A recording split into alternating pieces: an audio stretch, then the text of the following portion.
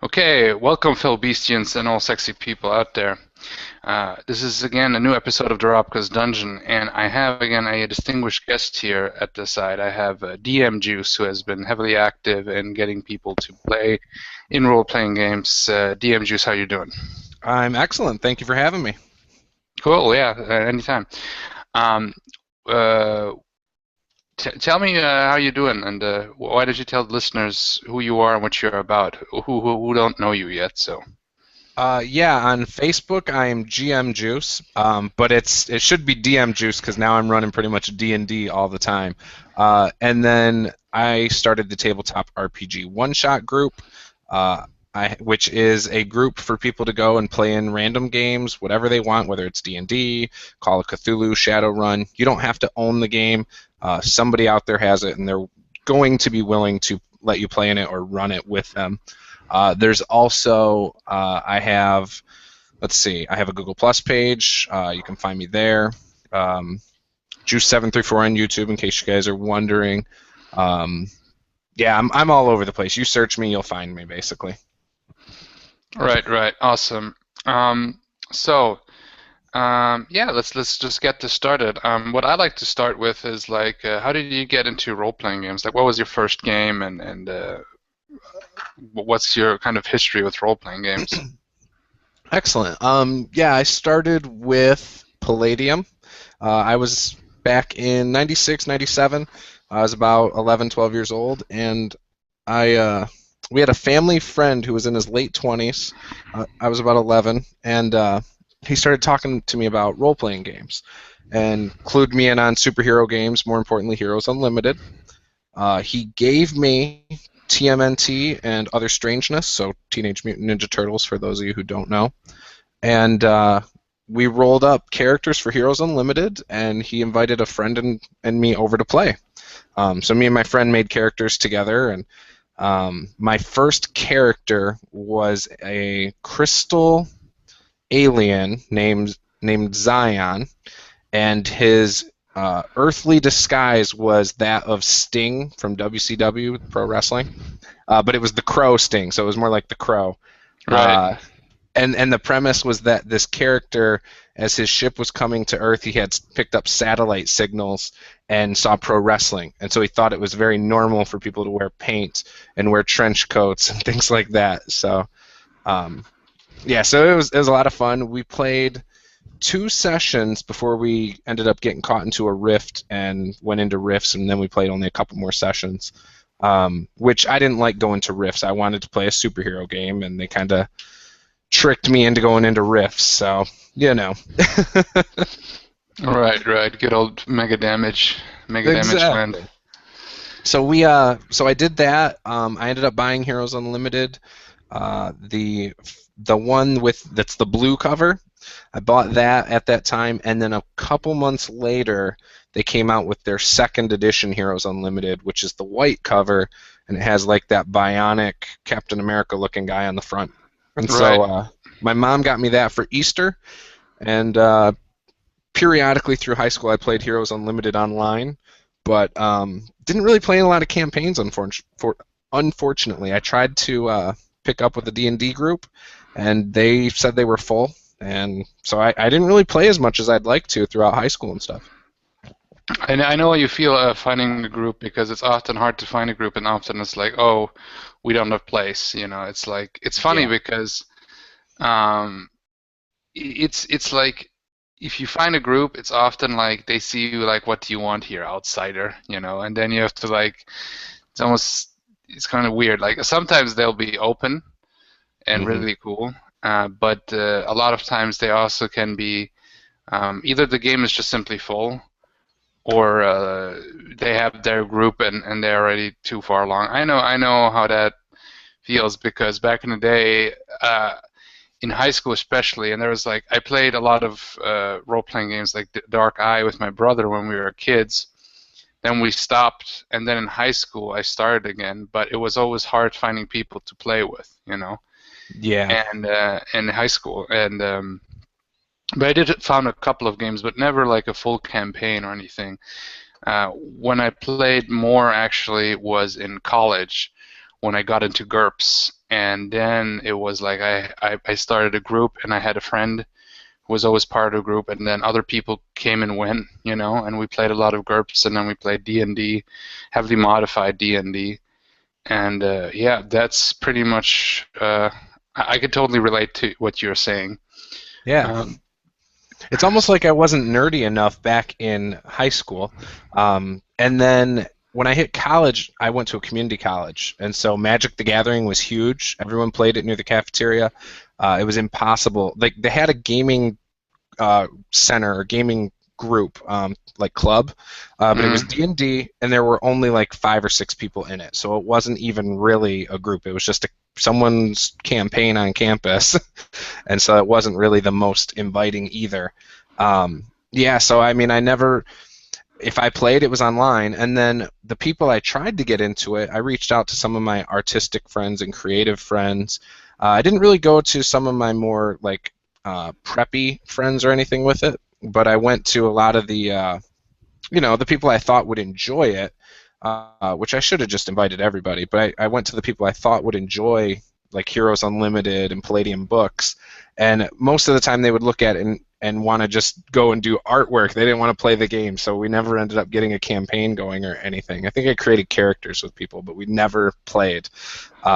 So it was just too bad. And Palladium books gets a bad rep, so when they look into it, they're like, oh, why would I play this? I have been actually playing. I tried out more Palladium games in recent years, especially in recent Yeah. weeks. Like we played in a game together, and it was fun. Heroes Unlimited. I played Bionic Bob. You played the Mac Mach 1. 7, Mac Mach 1, 1. Mac Yep. 1, the Super Speedster with katanas and stuff. Pretty cool. Um, it was. I liked the system. I played Rifts. I ran Rifts before that. This Yeah. was my second. And what I liked about Heroes Unlimited a little bit more is that it wasn't. I mean, I do like Rifts too, Hmm. but with Heroes Unlimited, things like higher strength actually is useful. What I found. No, I'm just talking on a purely mechanical side because it's like it's a non MDC world. So meaning for those who don't know Rifts, in Rifts they have a separate an extra form of hit points called MDC, which is like and damage called MDC, which is like representing the really high energy weapons and really high destructive magic and stuff like that. Yeah. And like with the STC worlds, which are I guess less destructive, but I think still very destructive in comparison. Like I like that the strength bonus really becomes a useful stat in combat. So Right. I mean I do like rifts, but that part it's like great strength is actually useful. So the MDC about Rifts is what put you off on it? No, it doesn't put me off on it. I like Rifts. I am running a Rifts game. I'm actually at my second game. I will be at my second game on Saturday. Right. With This is Andrew, my Susan, and somebody Andrew else. and not AJ. Robert Ogre is gonna be in it. Okay. Mitchell is gonna be in it. He was the unicorn guy, Yeah. and and He glitters and right, sparkles right. in the sunlight. Yeah, and he's not a glitter boy, but Dushan is Solar is gonna be in it. And well, although he might not be able to make it for this one, and another guy, Juve, is going to be in it, and Okay, yeah. and maybe also Barker, depending if he can make it or not. Well, we'll see. Um, Either way, this is my second Rifts campaign. My first one was very short, only 6 games, but it was Hmm. fun. And then kind of we just moved on, and the group kind of. I mean, this is my old group that I started. It's an online group that I started with, and that was in college. Hmm. And it's the people that I knew through podcasting and YouTube channels. And so that was interesting. But yeah, Rifts I think is a cool system. I just talked. The difference is with the complete uselessness usually of STC weapons in the Rifts world.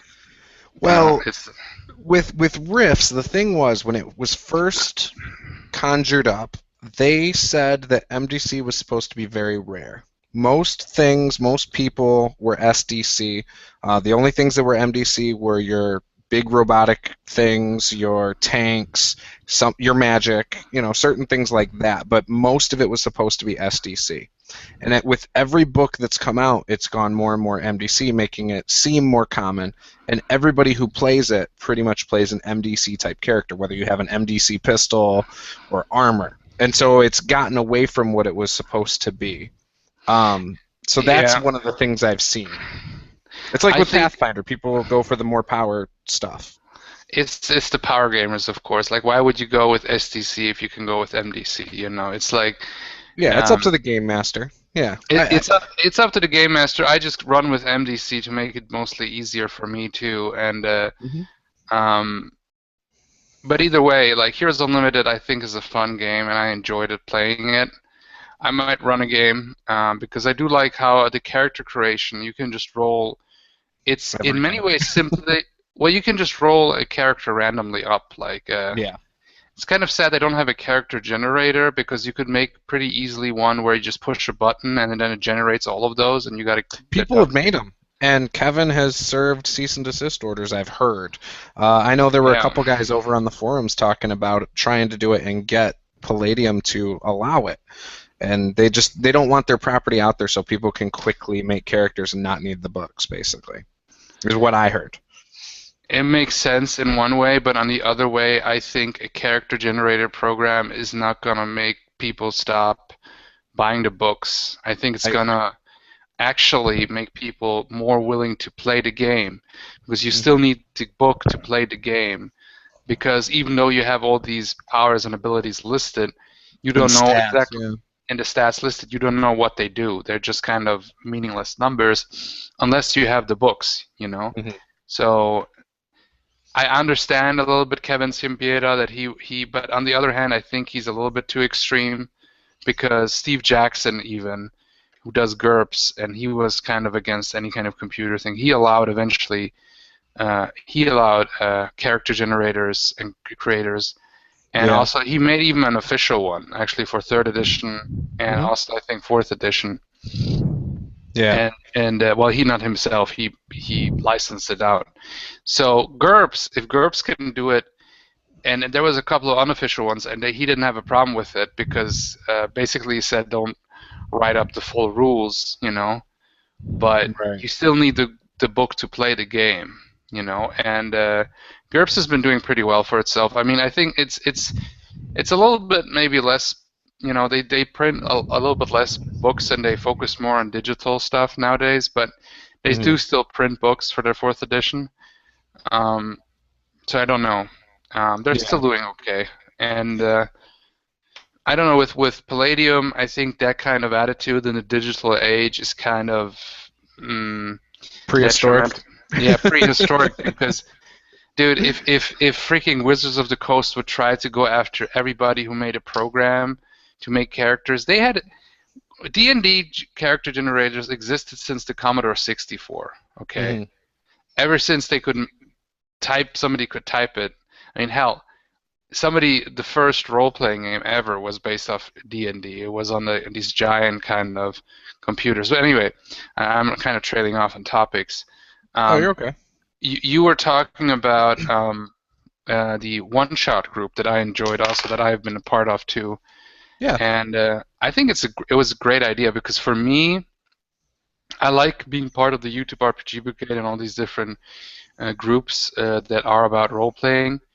But one thing that I found was a little bit difficult if I would write up, "Hey guys, you want to join and play a game?" And then it would just get drowned out by a lot of other people posting something where it was like, uh, "Why is the chainmail bikini played bad?" Or "Why is Yeah. or is do you think torture is acceptable in role-playing games?" Can a Or like paladin use poison or something? yeah, or something Yeah. like that. It was just a bunch of like arguing about different kind of topics about Yeah. role-playing games, which is okay and it's fine and can be interesting. But But no sometimes, games were being played. it's like I can sit there all day long, read people talk about role-playing games, but if you never play, then it's like, do you even lift, so to speak? You know what I mean? So, and that's why the Right. one-shot group I like is very focused. Just post stuff about games that you want to play, and the Hmm. videos that maybe if you make a video of it, then you post that, but pretty much nothing else really. Like, Right. and Yeah. that's what it should be. Very clear, very focused. Exactly. Yeah, when that came about because I started doing live chats, probably a little over a month ago. So the group is still fairly new, but there's games played almost every day because of it. And when the way it came about is I could be wrong. There may have been more people, but it was me, SR2 Joker, AJ Pickett, uh, YouTuber Fawn Trodden, also known as Chepe. That's what we call him in our chats. And then I want to say a few more people. Mitchell Grubbs, Robert Ogre. We were all in there, and we were talking about different games we enjoyed. And Fawn Trodden has played so many obscure games, which has kind of become a joke when we have him in there that we always are like, nope, never heard of it. And we all said, oh, and there was also Frank Fry, who's big into mini wargaming and other games, a lot of more realistic games. And so we were talking about how it would be cool to try all these games, but where are we going to try them? And so someone was like, man, we need a group where everyone just goes and talks about, and I think I came up with it right then and there. I said, we need a group where we can all go and just try each other's games and just a one shot, and if you like it, great, and you can play it again or whatever. And so that's how it came about. And it was kind of said jokingly among all of us, and the next day I just started the group. I said, all right, if you want to play a game, you post it here, what game you want to play in or run, and people will reply and try to play other people's games too so that everyone gets a fair shot. And it took off. Right. I was invited by AJ with the Heroes Unlimited game, and then I was invited to the group then too, and it was really fun. And I actually played in a lot of games, but I had to like cap down how many games because I've overdosed a little bit on games. I'm now in 3 campaigns, and I probably have to drop out of a couple, you know. Yeah. And I run my own game, so there's like I overdid it a little bit, but we'll Mhm. see how it turns out. Like I don't want to leave the games, but probably we'll see. It's just what the future holds, so to speak. Yeah, Um, it's really easy with that group to bite off more than you can chew because people are looking for so many games. When it started, I knew I was starting. I'm a realtor, and I was starting a sales class to help my business, and so I knew I'd be busy through October 8th, which was yesterday. And I didn't think I'd be quite as busy as I was during nights and weekends. And so I told people back then, yeah, I'll play in your Rifts game, and I'll play in this game and that game.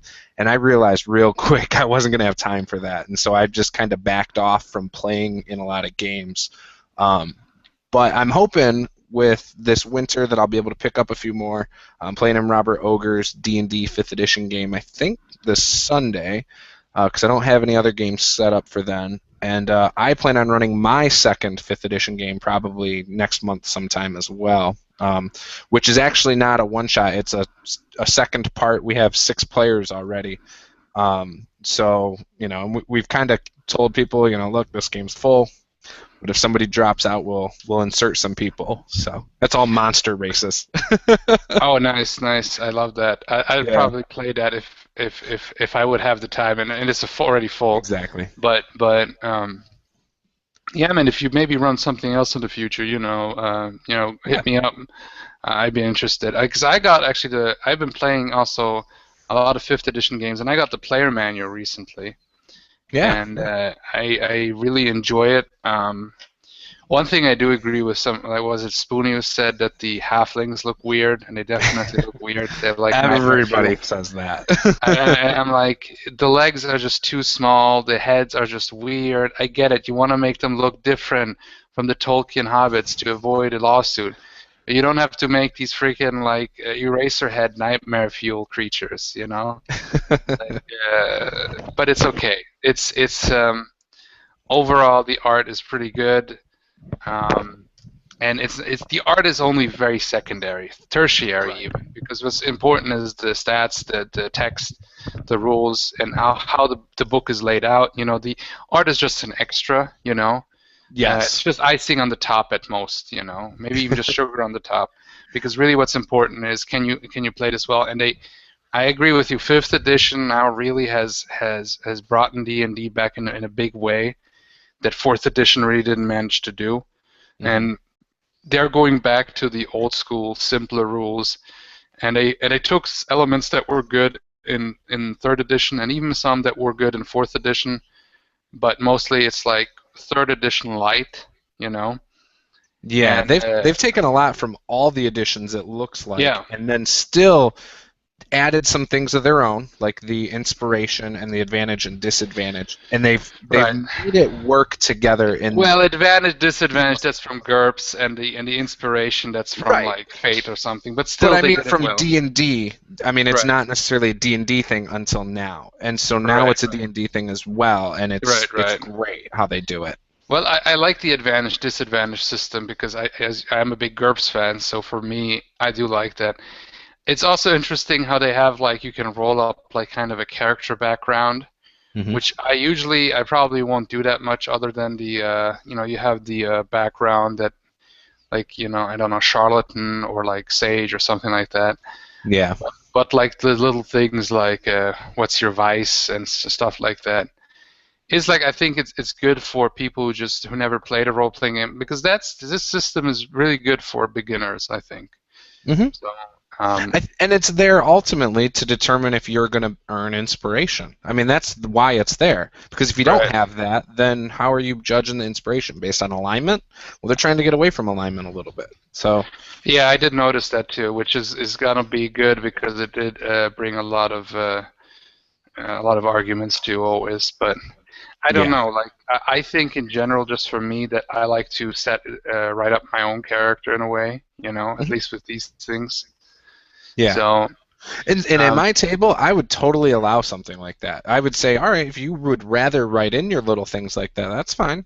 Just run it by me because I'm not going to give you all access to every warlord in the region or something. You no, know? no, no. I'm really just talking about the fluff stuff that really doesn't add Yeah. or take away stuff. You Right. know. For the most Because part. some of those backgrounds, for instance, the criminal and the urchin give you connections to the underworld, things like Well, that. it's not the background per se. I'm talking about the device or like why Hmm. you started adventuring. You can Yeah. roll it up. And Hmm. and that's like separate from the background. That's just Yeah. the extra role playing stuff. That really is it mechanically doesn't change anything. The Right. background does add mechanical elements. No, I like the backgrounds. I like how they are. And making an own one, I would have to. If somebody would make it, I would agree. Definitely run it because there's an element of abuse if somebody makes something up, because then they can say, "Oh, I am the prince I'm the son of the king, and that means I have access to all this money and all this stuff and all these connections and whatever bullshit, you know." Right. So um, Yeah, I follow you. I'm on the same page as you. I know what you're saying. right. So anyway, yeah. So fifth edition is pretty cool, and a lot of people have been running it, and I want to run it too.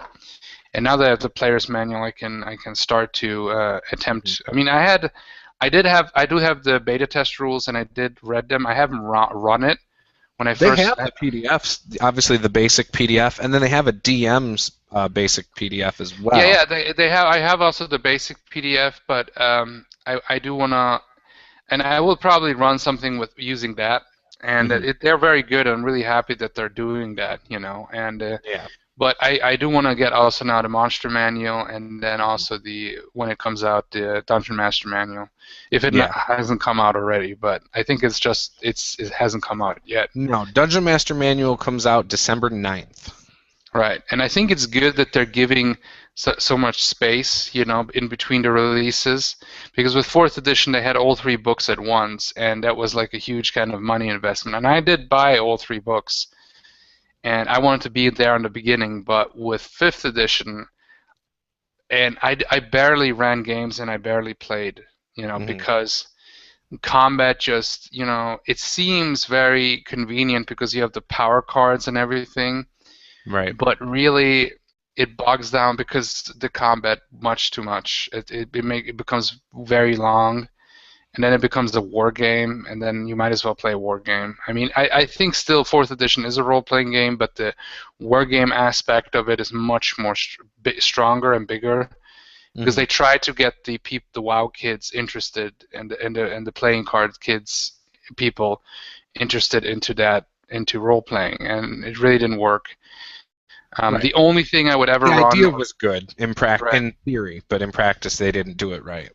um, the only thing I would still run maybe in 4th edition would be the updated Dark Sun stuff.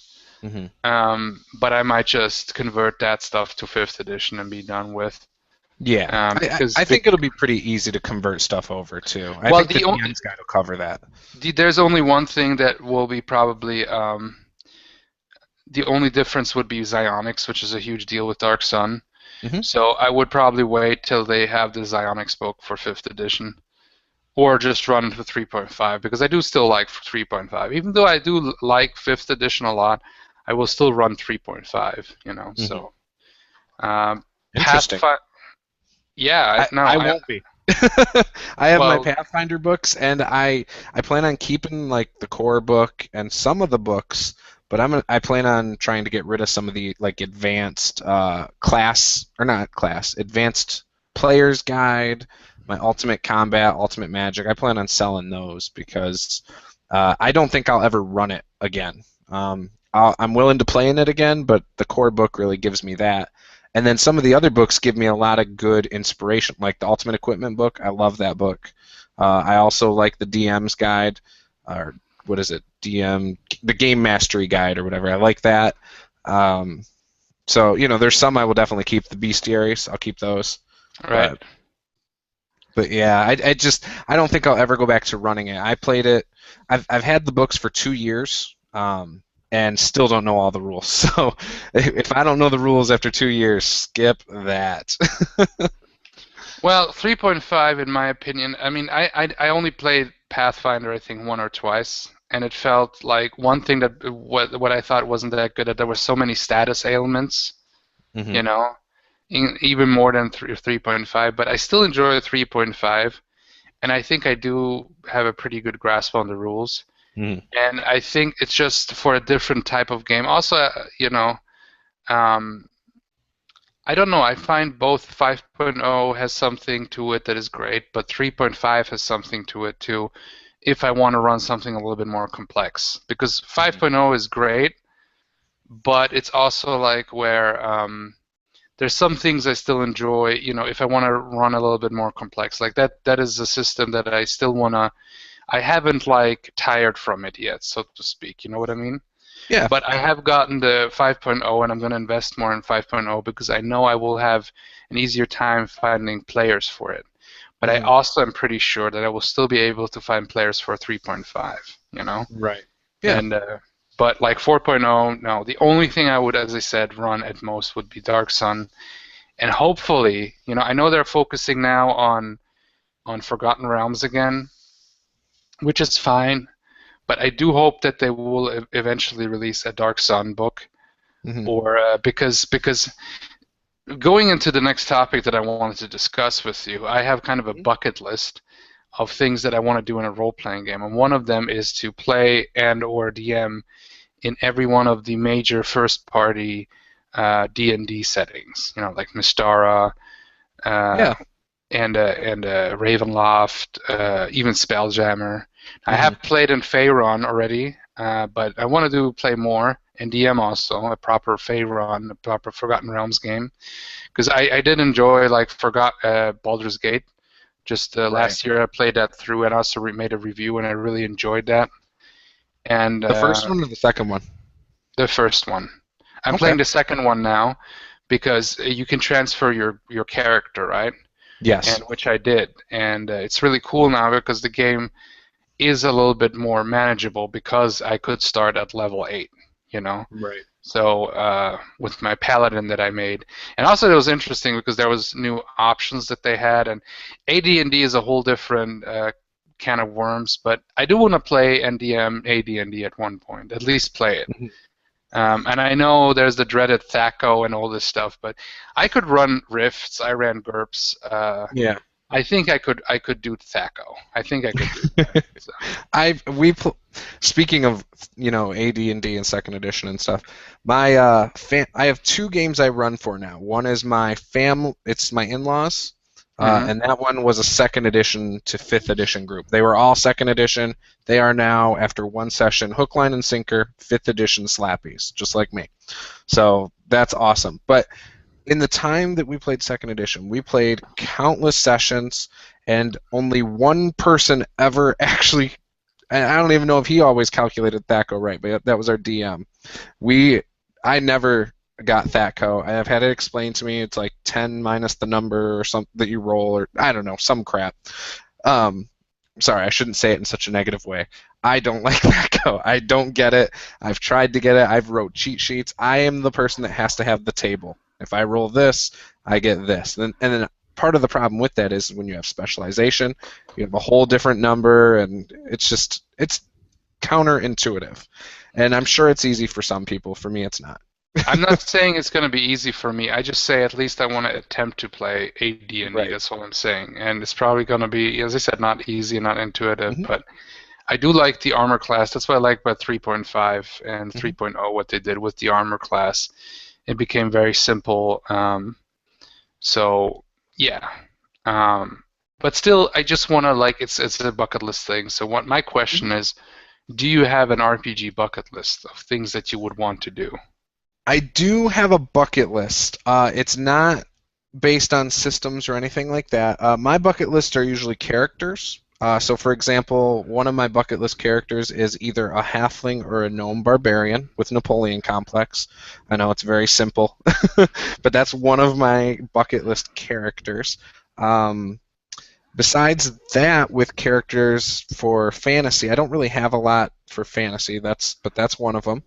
I do have storylines that I have like on my bucket list. I'm not going to give them away here because I might use them someday. But I've got different things as a DM because I rather or run games than playing games. I like the idea of creating things like that. Right, Um, right.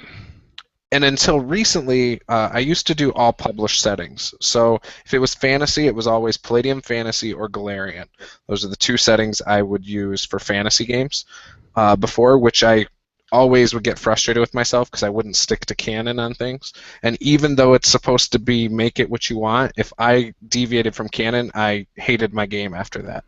So yeah, so that's one of my things with that. So I won't go back to published settings raw like that again.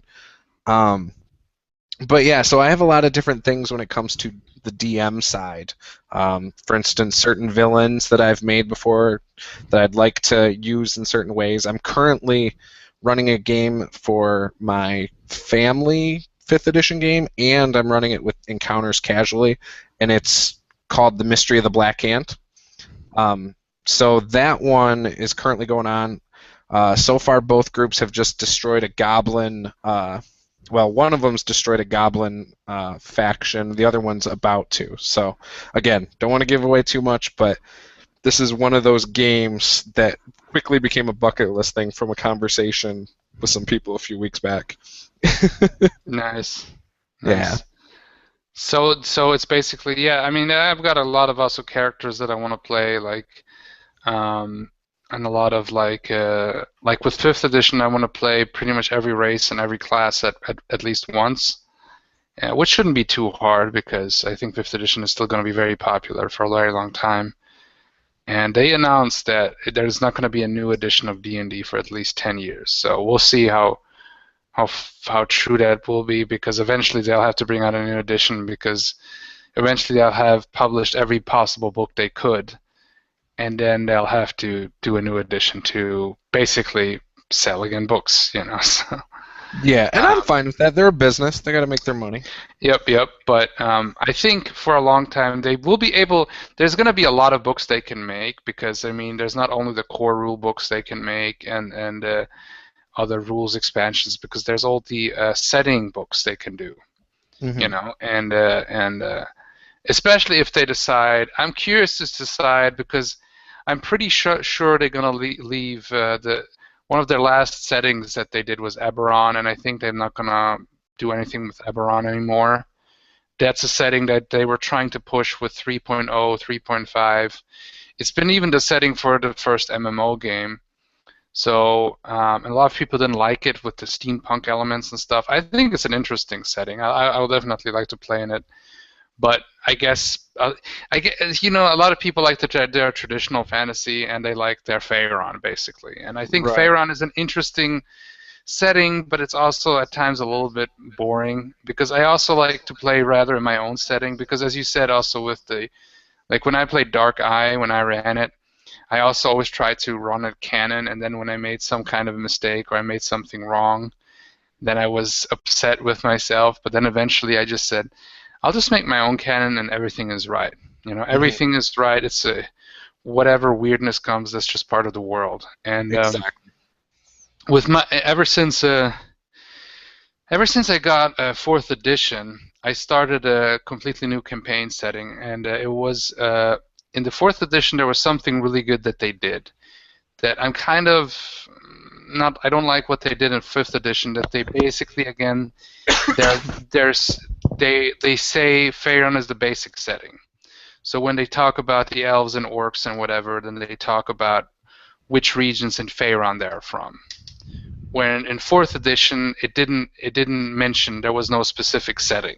You know, it was generic fantasy, and then you make up your own setting, and they gave you a little map, and that's the Nentir Vale. You know, Hmm. so I started DMing there for in college, and I got a map maker software because I usually draw my maps with by hand, but it was just easier, and I just wanted to and I got campaign cartographer, Okay. and and then I copied pretty much the Nentir one to one, and I made like big continents, because my idea was the players would play, and it would go and expand from there, you Hmm. know. So it would expand from there, and then I add new towns and everything, and it would be an organic world where I would develop as much as they could go to, but I wouldn't develop everything at once. Hmm. Because if I develop everything so tightly, then I have the same problem like with the published setting. I don't have a Yeah. freedom. I cannot just say, okay, this area is now full of dinosaurs or some shit like that. Or this Right. area has like secret clans of vampires or something. Hmm. Or this area, there's no life at all, but there's only like I don't know, like undead or mechanical creatures or something. I don't know, floating islands or anything I can put in there, because that area is not developed yet. And then I had also multiple continents, and I would give continents to a friend, and they would develop it. Now, so far I had one continent being started, developed by a friend it would be a more Japanese kind of, more Asian, pseudo-Asian kind of Hmm. continent, and then I continued developing it and so on, because he was gonna DM on this continent. The idea was when they would go to this continent, then that person who was developing it would DM it, and so Hmm. that's the idea. So it's kind of a shared world, although it's more or less my world, and it's kind of a not a kitchen sink setting necessarily, but it's more like a anything goes, and it's my generic fantasy setting where there could be other stuff in there too. And because, as you said, I don't like the limitations of a canon setting. I like Right. playing in one if the DM really gets the setting and everything, you know. Right. But Yeah, I don't read DMing, enough to know if the DM's running it to canon. But well, if I do know and I catch it, I think it might throw me for a minute. with Faerun, it's like I've read some of the novels set in Forgotten Realms, and then I've played at least a couple of the games. And so I find it interesting then, oh, that's that town. So I think that's cool. Running it, I will try again to run in settings, as I said, but I probably will not be too strict with the canon, because it's like with rules. You have rules lawyers, and there's something what I call canon lawyers. Mhm. Or the most extreme, you have the canon Nazis, or rules Nazis, that basically say, oh, this is how the rules have to be, or this is how the canon has to be. So, and I experienced, people complaining to me about some of the canon stuff that I did wrong or something. So if it's my own canon, or a lot of people say, and I do that too. If you do a setting, you say it's my own world. It's like a parallel universe. So things Yeah. could be different, and most likely are going to be different. So. Right. So kind of back to what you said a second ago. You said, D&D is probably going to be over the next 10 years. Obviously, we know what they're doing before January. They're doing the second Tyranny of Dragons book, so Rise of Tiamat, and then they're going to do the DM's Guide. So what do you think they're going to do over the next few years? Like, if you want to break it down by year, because I think that's a fascinating idea that nobody actually knows that I've talked to. What do you think they're going to do? I think now that they're focusing on I heard something that they like a podcast from my friend that Alex Swingle is involved in too, is Misdirected Mark, a really good podcast where they talk about, well, it's Misdirected Mark is the site. The podcast is called Down with D&D, where they specifically talk about 5th edition and all the different elements. And what I heard that with the whole dragon-focused campaigns is that they're taking the focus off of the gods a little bit and focusing, at least now with these first adventures, on the dragons. Okay. And in general with the dragon cult and everything. Because I think the reason is also because they want to put the dragons back into Dungeons and Dragons. Mm-hmm. And also for beginner players, because the biggest joke with D&D is like, you'll see a lot of dungeons, but but the chance of you fighting a dragon is usually rare, because dragons are more high level. Even like a young dragon, I think at least in 3.5, a young dragon would be at least level 10 challenge rating or higher, So yeah, by the book, yeah. But you can modify them, and they even show you how. So you can downgrade them. But I think it's kind of silly fighting a dragon. A dragon that is so weak that it's challenge rating 1. Mm-hmm. I think it's kind of dumb. Like, I think a dragon should be something. Well, then you're fighting pseudo dragons. Well, yeah. Well, actually, in the 4th edition, there was a mini campaign that you started with that led into one of the first published campaigns. Yeah. Where you fought a baby dragon, and I'm like, let that dragon grow up. Okay, let him grow up and let go back. You're not ready yet. Come on. Right. So what do you think they're going to publish next year, for example? I'm not sure really. This is really just the educated guess, but I think the way how they're going, they're going to focus on Faerun, and they're going to focus on adventures set in Faerun. And what I would like to see if they would focus on different adventures that is not just the Sword Coast, Because everything has to be the freaking Sword Coast, You have Neverwinter, Baldur's Gate. Those areas are always very popular, not just in the video games, but also in the setting. Like, I would like to see Al-Qadim come back, the Pseudo Arabia stuff, I would like to see. I know that they have a Pseudo Japan setting. I would like to see a book dealing with that, because I want to see ninja class, I want to see samurai class, kung fu monk class, stuff like that. I want that. I'm really curious for that. And I would like to see adventures set in that, where like they had the Oriental adventures back in 2nd edition. But right now, I think they're going to focus with this whole dragon campaign, but I will think that, obviously they'll have the Psionics books and the Magic books, and they will have a lot of the books that they had in other editions, just updated for 5th edition. Yeah. And as I said, they're going to focus on Faerun. I don't know which other settings they might bring up again. Like, I don't know I don't think they'll invent a new setting, because the last time they did that wasn't a big success with Eberron. But maybe it would be kind of fun, like, I don't know, maybe Ravenloft or something like that, or Dark Sun, as I mentioned, or even Mystara. I could see Mystara coming back soon. It's been so long, and and they allow that one website to post everything up. Yeah, there is a fan community. It's a small niche thing, but there's a fan community for Mystara, and they are publishing stuff. Yeah, it has everything there. So Mystara is not a setting that has been, forgotten. It has there has, at least maybe by the general big public or in the role-playing But there is a fan community that is still very in-depth in playing Mystara. Um, it's not like Spelljammer, where most people just, oh, look at the silliness of Spelljammer. But I think it Mhm. would be kind of fun to have Spelljammer, but with better art, and Okay. maybe change the setting a little bit. Yeah. Because there was a third-party game for third edition D20, which is very similar to Spelljammer, but it looked better. It's called Dragon Star, which is basically again D&D in space.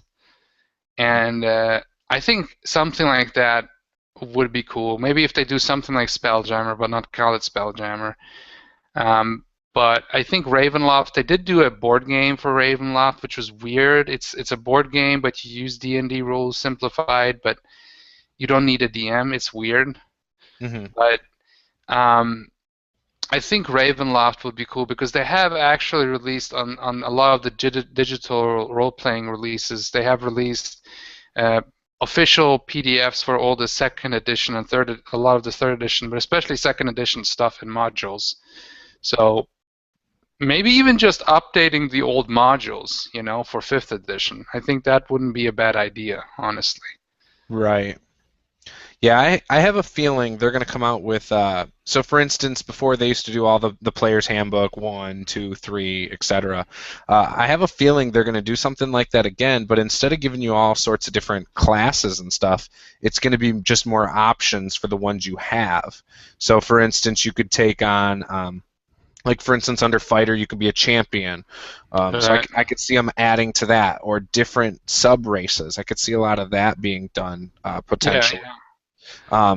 as opposed to just re-releasing, all these extra classes and things like that. I would like to see them add on to what they have, or even more feats, more specific feats would be kind of cool. But not get too crazy with it, like Pathfinder. You know? Well, I mean, what means crazy? I mean, as long as it doesn't overcomplicate it, just gives you more options, that should Right. be fine. It's like, I don't mind if they add more, Hmm. but not more that makes it more complicated. Like Right. that's what I am more with. Like I would like to see. Like you said, like they used to have for 3.5 and 3.0, they have like the Ultimate Fighters book or the Ultimate Magic book or the Ultimate Yeah. Psionics books, and then they had that's why I think 3.5 is still something that I want to run because there's a lot of options for 3.5, Hmm. and you have like just like 5 or 6 psionic races, so Yeah. psionic races, psionic classes. Then you have like magic stuff, martial arts stuff. It's the Legends of the Five Rings stuff is really cool. Yeah. Because I always like also ninjas and samurais and stuff. I'm always a fan of feudal Japan, and I think it's like, Well, they did that um, with second edition with the more realistic stuff. So, for instance, you had the Vikings, the Celtics book, right. and I would like to see them do that too, so that way those gamers who want to do more historical type stuff could do that as well, as opposed to trying to convert like barbarians to Vikings and things like that. They had for 3.5 a third edition expansion. I've seen somebody made multiple ones Hmm. that were set in historical settings. Like it was Yeah. D&D, but like in ancient Rome. But they still had magic. It was cool because the magic would be like stuff like they would have actual druids, Celtic druids of the past, Hmm. or like priests of Zeus or well Jupiter or something like that. But you could also play a Roman centurion or a something like that. Like there's a lot of things you could do then there. But that was a third. It was a third party book, but a really good one. So that's the thing with 3.5. There's just a lot of content, and right now 5.0 they haven't even released Open gaming the license. open gaming license. That's So next year supposedly. next year supposedly, because I think right now maybe they don't want to release it because maybe they have to get all the details cleared, the legalese and everything. But maybe it's also they want to keep all the stuff that is coming out for 5.0 in-house at first, right? Oh yeah, I'm sure they have things they've already planned to release next year and the year down, a couple years down the road. Right. And if they allowed the open gaming license now, then third parties are going to go and release it before they get a chance. Yeah, So, like if they are planning already, let's say a book just for martial arts or a book for psionics, somebody else could easily do that, you know. And then they say maybe other people they'll still buy the Wizards of the Coast one, but maybe they say, well, this one had it earlier and I like this one better, and then you know it's not a good business practice, but I know they will do it because the open gaming license is a good thing because it does also give people a legal way to make their own products for the game.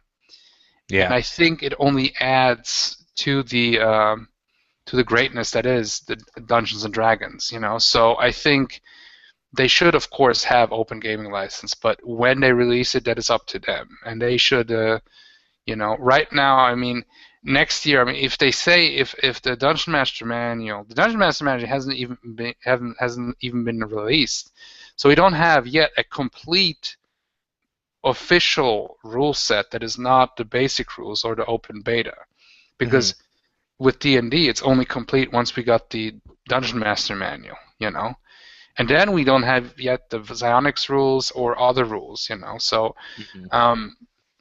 what I'm also interested in, like how if they ever gonna like I think there's gonna be a lot of expansion stuff for Faerun. They're gonna have a Forgotten Realms book. They had that even for 4th edition.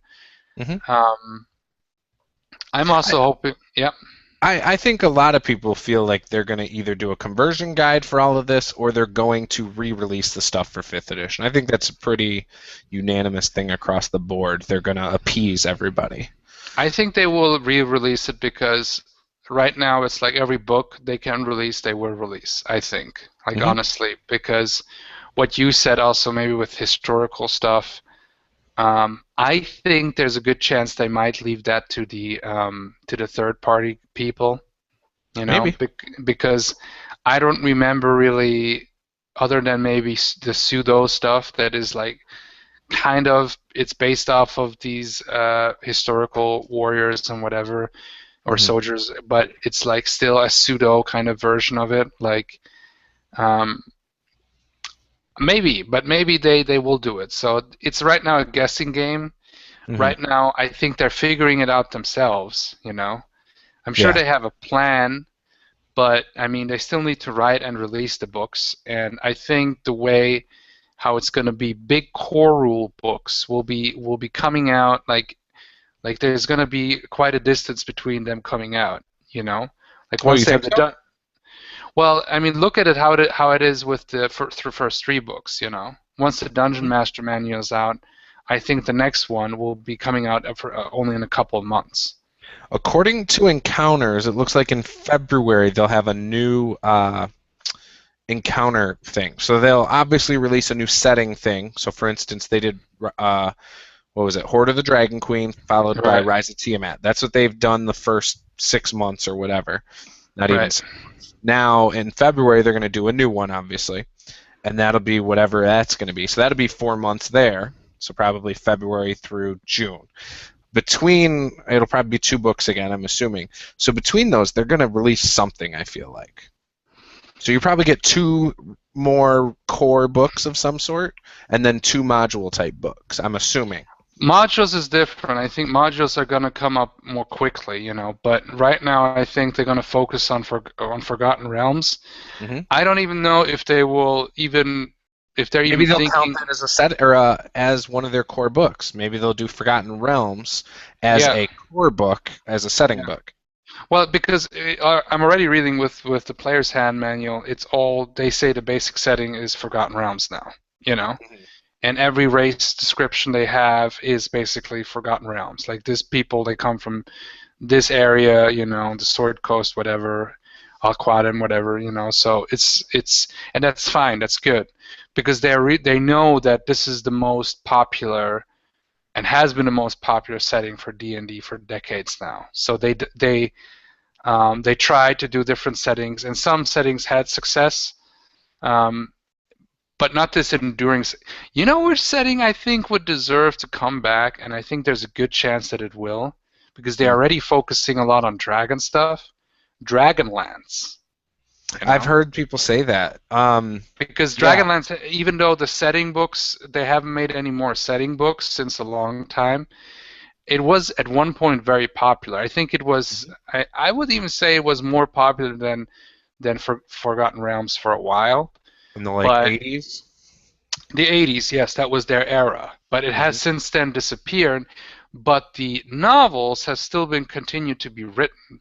So I think Dragonlance, there might be because Margaret Weiss and she's still and Tracy Chapman, they still make they made their own role playing uh, what is it, company to release role playing games. They made I think the Firefly role Hmm. playing game, and they Marvel made Heroic was Margaret Weiss like 3 years ago. Marvel Heroic. Although that system, what I've seen of it, I didn't like it that much because I it was hated it. like, well, my problem with it was you cannot make your own characters, right? Hmm. And that's already dumb. Like, okay, if you want to play Captain America, Spider-Man, whatever, Cyclops, Well, it was a that's great. narrative game. That was how it was set up. It's all narrative. I don't like that. Me either. The classic Marvel system is still the best if you want to play superheroes or you want to play Marvel superheroes. Or you just play Heroes Unlimited and tweak it. Oh, you can. Yeah, you can also do I've done that. it. Like I like Phase Rip because it's very simple. Hmm. The second Marvel's game where they used like these there wasn't even dice. It Hmm. was you had resources that you could put, and you would use the little beads like in Magic the Gathering, and Right. you had different abilities, and then before you would do an action, you would put in where you would want the resources in. Yeah. And then whoever had the higher resources would win, kind of like that. And I thought that's dumb. I want my dice because I want to have the chance of success or failure. I Yeah. want to have this element of fate, you Yeah. know. I'm not a narrative like storytelling type of thing where it's collaborative, whatever. I'm not into dice pools or any of that. But back to the whole Dragonlance thing. You really think they would piggyback all this dragon stuff with another dragon setting? Because I mean, they've already got the miniatures now for all the dragons. Why would they piggyback off of it and do more dragons at this point? Don't you Well, think they'd maybe, wait a few years? well, maybe they won't, but it would be an alternative setting, and it would be something they haven't done in a long time. Hmm. Um, I don't know. Maybe they won't do it. There's a good chance they won't do it because maybe they would do rather something with Ravenloft, which is it's more about the gothic role playing, the dark fantasy, I uh, could see that. Because, where you have because when they're doing stuff, they're going to be releasing it based on their miniature line, the mod. yeah I mean, as a whole package. And yeah. so going from dragons now and some of the core monsters, they're going to want to go into the more like something else. And I think Ravenloft would be a good one in that sense. So I could see Well, that definitely. it does yeah, it doesn't get more obscure than let's say Spelljammer or even a little bit less obscure Dark Sun, but they did do Dark Sun for fourth edition.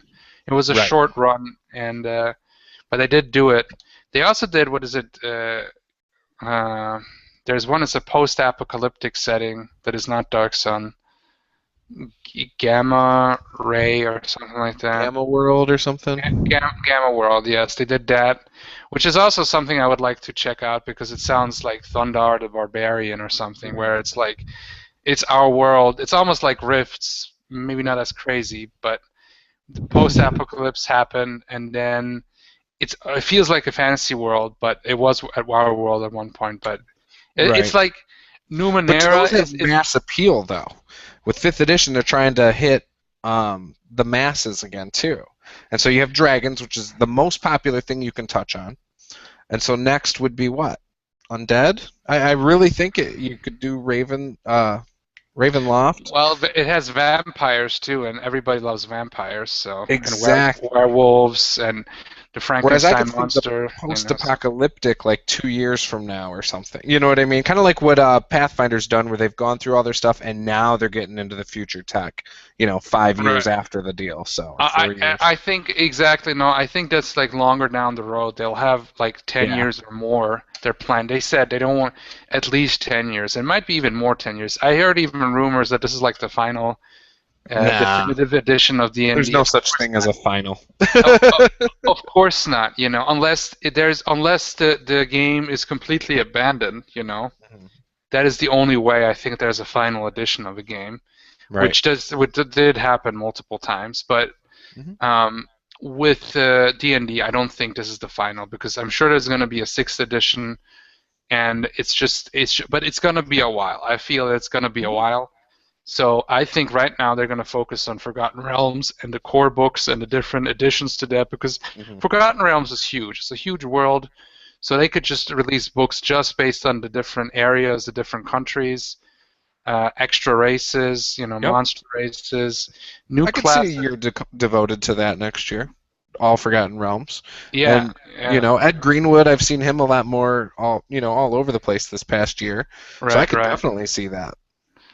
Yeah, yeah. So I think Next year's their honestly, 50th anniversary of the setting being created by Ed Greenwood. Obviously, D&D had it less than that, but the setting was created 49 years ago. you see, okay, so I think that it might just be Uh, Greyhawk, I don't know. Greyhawk always comes and goes a little bit, but it's like I always hear that Greyhawk, even though that's the first setting technically, although there was still what I is thought it? Mystera was with the known world. That was the first setting, I think, wasn't it? Mystera? Yeah, No, no, I think it's Greyhawk. I think Greyhawk was the first setting, full setting, because and Mystera wasn't called Mystera when it first came out. It was just called the known world. you might be right. I will have to check that. What I always heard is Greyhawk is the oldest one, and It's possible. I always what I hear now is that only like the very old grognards play it, but who knows because they for third edition they had some Greyhawk stuff, so they didn't. But I think it never caught on that much, so I think they're going to focus with Forgotten Realms. Greyhawk also is just again fantasy, just basically generic fantasy for the most part. I Hmm. think at least I might be wrong. If there's some Greyhawk fans out there and they want to teach me differently, then go ahead. Um, but I'll say I think that they're gonna focus on Forgotten Realms and they're gonna focus on core and rule expansions. Hmm. As they said, as you said, also like maybe new stuff like you have the champion and new options. Maybe you got new options like Hmm. who knows like duelist or something like that. So it's gonna Right. be those specializations is what I feel is what they replaced the prestige class with. Hmm. So maybe they'll just have a book full of those instead of like coming up with a new prestige class system because I think they want to also get away from the prestige class, which they did already. And I think with this, they're just gonna have like here's extra options that you can get from level 3. So Right. Yeah, I could see that. I like more branches of the fighter, more branches of the rogue, just more options for the classes as opposed to giving you new classes. I think would be something they will do there's at some point. there's still a couple of full classes they can go with without Hmm. delving into the prestige class stuff. Yeah. But it's I think they're gonna have a book with what it's not gonna be called prestige classes. I don't think so. It's gonna be like what they have with the champions and everything. It's gonna be Hmm. that I think. Because as you Yeah. said, they wanna go away from the stuff that is a little bit more complex. So they also want to go away from the alignment, like the paladin and the clerics are not so limited anymore by their Right. alignment. And I do feel a little bit that takes a little bit away from the game. Yeah. But I like it. well, it's I like that the paladin had to like act in a certain way. I See, really I did. hated it because I think it should be based on who your deity is. I don't think it should be based on the class. No, no, it shouldn't be based on the class. I agree, but I always played the paladin, or not played, or had the paladin the way how I thought. There should be it should be based on your alignment, but what the alignment that you have to be for your god, and your god could Mhm. be chaotic evil. Right. Like I But didn't how do you like. write that into the rules? Well, it's very Because you simple. No, no, before you said it had to be lawful good or whatever. yeah. Well, the lawful good was for lawful good god, but Right. there was options for like playing evil paladins or whatever. So, or at least that's how maybe there wasn't an official option, but the way how I would allow it is like if your god is like Hmm. neutral, or if your god is like this, then you Right. have to be acting in that way. Like you Right. cannot be. But you house ruled it, and so that's ultimately the point of why they did it this way with the new D&D. So you're still, for instance, me, I'm gonna house rule it that a paladin has to be the same alignment or really darn close to what their deity is, and Yeah, try to be I like find that. that good because Yep. why only the lawful good gods would have paladins or clerics is kind of stupid to me. But Hmm. I'm not sure if third edition didn't have that eventually, but maybe not in the core books. Yeah, I don't And know. like I would have to look it up honestly. I think they I know you could did have an have, anti-paladin before, or yeah, a paladin. yeah, or a blackguard, somebody who was a Right. paladin and then lost its powers. But um, I think it's good that they're giving more options with that. So that is good, you know. Hmm. Um, because if you want to play somebody who is not defined by their alignment, because I didn't care really, and back in the old days, I didn't care about alignment unless you were a cleric or paladin, Hmm. because you have game-changing mechanics. If you would act outside of your alignment and you were somebody else, and you would do it continuously, Right. then what would happen? I said, okay, you have been like, let's say you are a good cat class, good alignment, but you have done a lot of evil deeds, and I said eventually you will turn evil or at least Right. neutral, you know. And the same way the other way around. That's how I would do it. Hmm. But like there is no other change, you know. Yeah. Like I I was, yep, Sorry. My thing is I don't want a game to tell me how to play my character because I feel like my character is who he is based on various things. right. Not only is he who he is based on his deity, but past experiences, traumas, family upbringing, all these other things that go into it. And so, just because he's a paladin, maybe he strives to be lawful good. So, using the second edition thing, but he's not. He just didn't grow up that way, and so it's hard to be lawful good. And so maybe sometimes he acts either neutral or sometimes evil. Um, maybe as long as he's still striving to be lawful good, it's okay in the eyes of his deity. And so I don't want a book to tell me that this is your character, this is how you play it. I don't want that. No, I agree, and I agree with you Yep. totally. Like I found that actually pretty dumb because I come from GURPS mostly, and there's no Hmm. alignments in GURPS. In GURPS, you got advantages, disadvantages, and Hmm. you got your skills and attributes and your quirks, and that's what really defines your character. And it's really cool because you can really construct the character that you want. And even while you're playing, there's going to be things that are going to change and that you're going to add and take away and stuff like that. So that's what I liked about GURPS. But with D&D, they just simplified it down because back in the day it was simpler. But now Yeah. I like that they don't remove alignment because that is a part of D&D that should be Hmm. there, but they give it less emphasis, and that is good. Yes. You know? Yeah, I agree. And it still lets, the old school players play that way if they want. Right. Um, and as silly as this sounds, because I don't need a book to tell me this, but I like that they say, hey, DM discretion, basically. I like that they give it back to you in writing because there were people who needed that. I don't need that, but I know there's people out there who needed to be told, hey, it's your game, do what you want. Well, I always felt like that. Maybe when I was younger, I felt like the rules are like sacred or some bullshit. But after a while, I just said, well, it's a fucking game.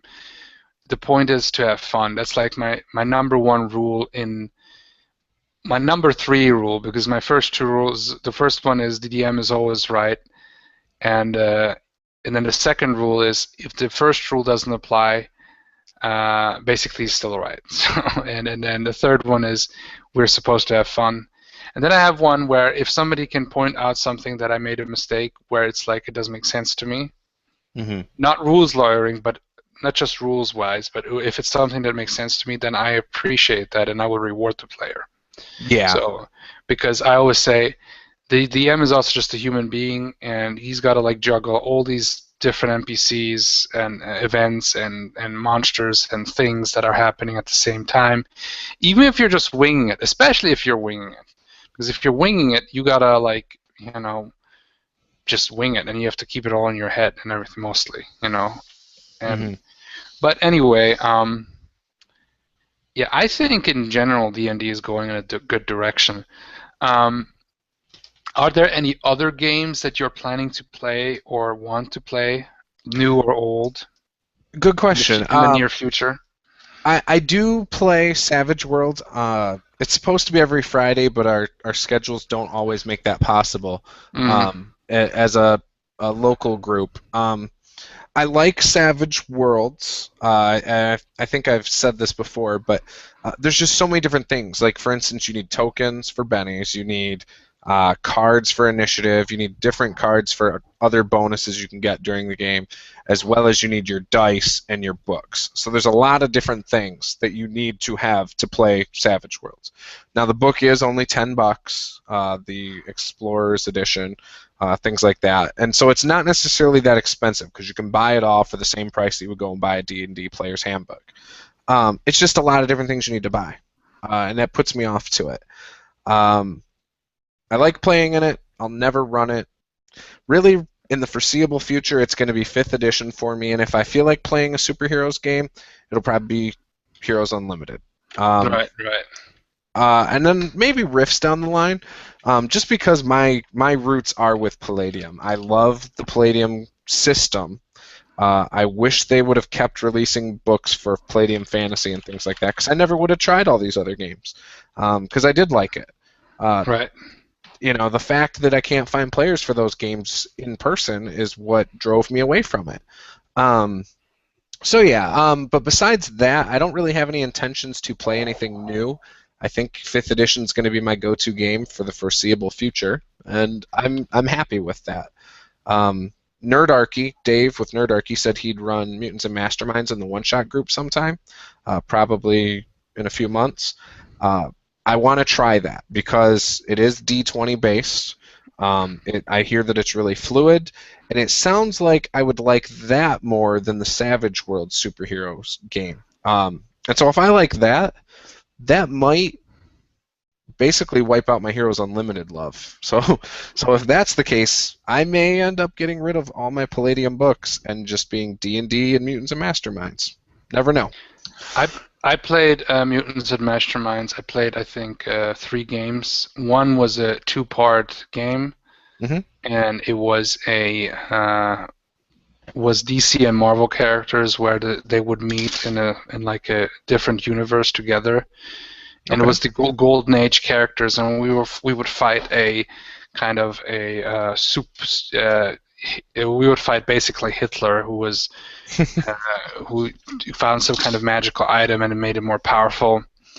And I played on the DC side. I played Doctor Fate, Okay. and it was a good game. It was a fun game. Like the system is pretty good. It's pretty much D&D, but it is a little bit. It's the newest edition, so it is a little bit focused and a little bit changed to make it work with the superior setting better. But I think if you've played any amount of D20 3.5, any Pathfinder, then you right away get the hang of it. Right. And it is pretty fun. Like it was just that game was a little bit where I was kind of put in a role because the character I was, Hmm. and it felt a little bit too railroady, a little bit too linear, and where it would get bogged down when they would discuss rules. Hmm. So it was more the experience wasn't the greatest, but overall I think the game itself is good, and I would probably run it. Hmm. Um, but honestly, right now, if I would run superheroes, it would be Phase Rip, most likely, or I would give Heroes Unlimited a shot. Yeah. But probably most likely Phase Rip because I'm mostly familiar with that, and it's the easiest to run. And Okay. but Heroes Unlimited is pretty cool because the way you can make the characters, I think there's a huge element of randomness that I enjoy. Savage Worlds, I have seen a lot of videos about Savage Worlds, and I almost did buy some of the books, at least the core book. There's Hmm. a lot of setting books and a lot of interesting things about it. I don't know if I would run it yet. I would have Hmm. to play at least one game to at least decide if it's a system that I find good or not to run. So, Right. Most people like it. In fact, I have not met somebody who shares my opinions of it. So, take my opinion with a grain of salt. Um, it's a simple system. However, there are so many different things that when I was starting it, I went in with preconceived ideas from other games, and I think that clouded my judgment of it.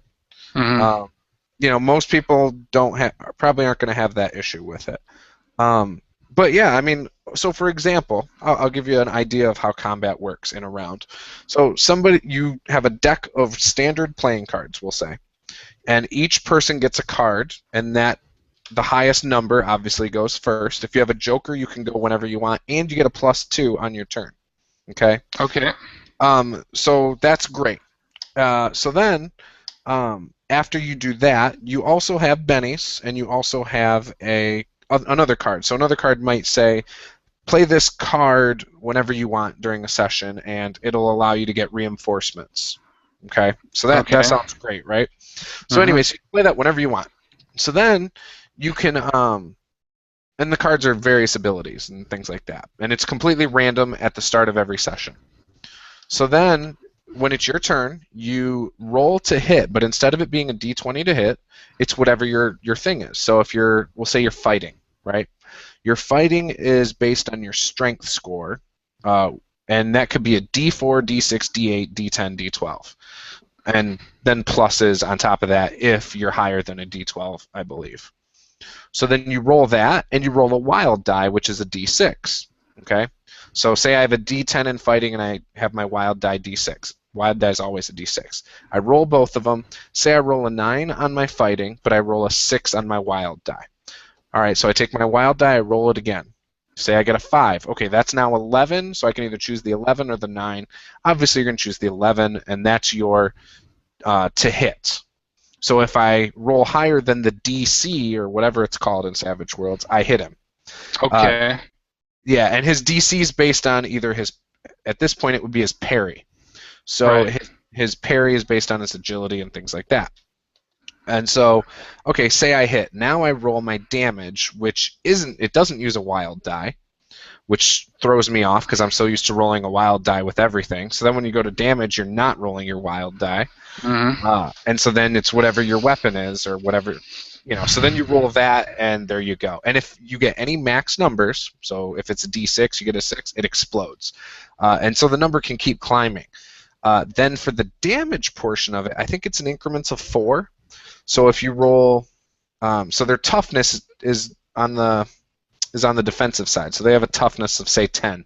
That means for damage I have to roll above a 10 to even to shake them. So say I rolled a d10 for damage and I exploded it to 20. So now you divide the difference of 10 and 20 by 4.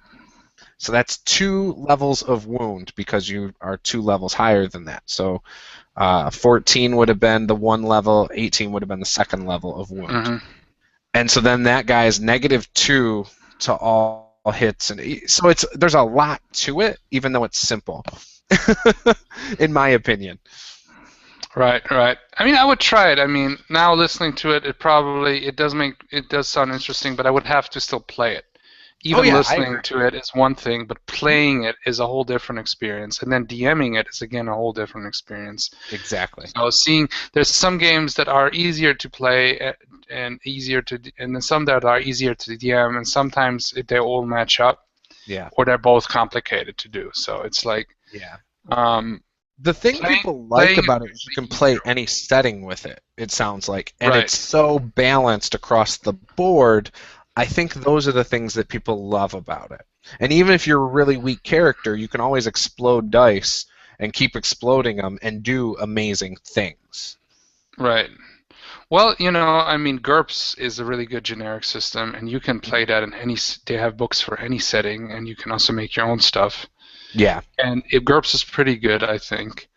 Um, is it like always balanced? Not necessarily. Um, but I think if you only play in one setting, then it's usually balanced. But I think too much balance isn't good either, you know? Hmm. Like it depends what game you're playing. But I think with 4th edition, all the classes were too balanced, and that was one of its problems. Mm-hmm. Like Yeah. everybody had so many saving throws that like you didn't even need a potion really, Mm-hmm. or like the cleric wasn't that important anymore. Yeah. Like the roles weren't that defined anymore. Where now it's again how it's supposed to be. I think you have the warriors, the men-at-arms kind of guys that go forward and fight and soak up the damage and take the attention away from like the ranger and the mage and the cleric is kind of an in-between guy. He can go forward, but he can go back, and he can heal. The mage and the ranger, they shoot from a ranged thing, and then you got the guys like the rogue or the assassin or whatever, or the thief, and they attack from the darkness, so to speak. Either go up close and then attack from behind, or shoot from afar. But they cannot take as much damage as, for example, a barbarian or a warrior could, a fighter. So. I think in general, Savage World sounds cool. I'll try it out one day. Mm-hmm. Like I'll give everything a fair shake, pretty much. Yeah. Yeah. At least once. At least, and if I always need to first play the game because playing is easier. And if I already have problems with playing, then You won't want to run it. there's with Rifts it was like I actually ran it first. Yeah. And there was things that were complex about it, and making characters takes some time. On the other hand, once we had our characters, combat is fairly like D&D and simple. The only big difference is what I do like is that you have active Defense. you have multiple ways of defending, and I like that because that's more like akin to Dark Eye or GURPS, which I'm more familiar with. So for me, having a parry and a dodge is more natural because I'm more used to that, Yep. But I even have something like AC with the armor rating, where they have to roll above that, and so there's cool things about that too. So I will never diss Palladium games. The only thing maybe is how the books are structured. Finding certain rules can be a pain.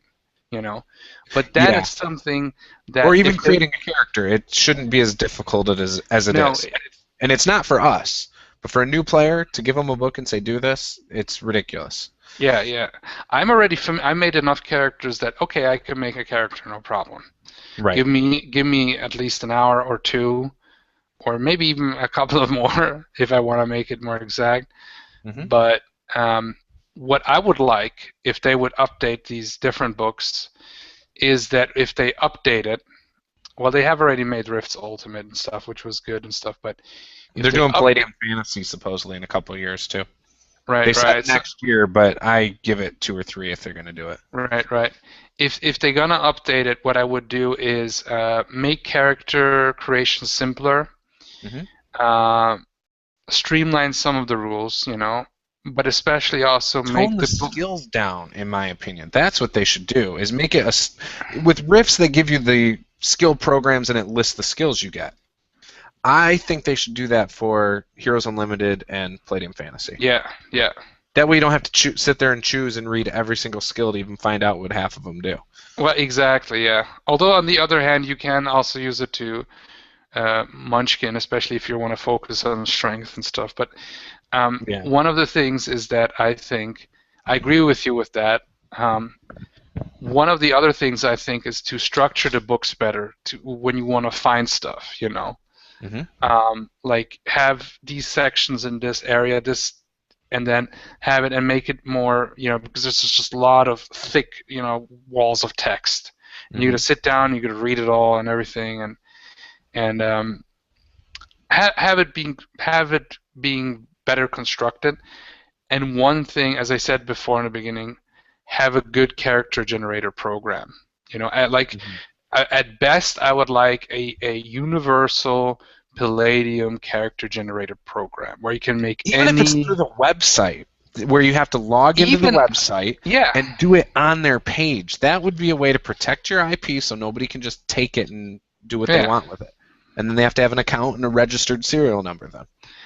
Exactly. I would think this would be the best way, because the problem is one of the biggest walls that people are attracted to the crazy stuff. If they are attracted, they're like, hey man, this looks like a crazy cool world. I wanna like be a juicer or like a ley line walker or a glitter boy or something like that, or a dragon. Hmm. Okay, I want to make a character, and then they start making a character. I'm like, okay, what is this bonus and what is that bonus? Okay, I'm sick of it. I go back to D&D.